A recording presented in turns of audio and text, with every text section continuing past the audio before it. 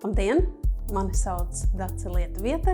Es esmu Veselības centru apvienības oftalmoloģijas virziena vadītāja. Un šodien es jums gribu pastāstīt par mūsu darbu, lai jūs zinātu, ka acu ārsti ne tikai izraksta brilles, bet dara daudz ko arī citu. Aiva klīnikā strādā pieredzējuši oftalmologi kopā ar optometristiem, un mēs veicam gan briļu piemeklēšanu, gan redzes korekciju, gan arī risinām dažādas acu slimību problēmas. Gan diagnosticējam tās, gan arī ārstējam. Aiva klīnikā mēs risinām gan vienkāršākas problēmas, gan arī sarežģītākas. Tā skaitā acu slimību diagnostiku un ķirurģisku ārstēšanu. Klīnikā mēs veicam dažādas ķirurģiskas operācijas.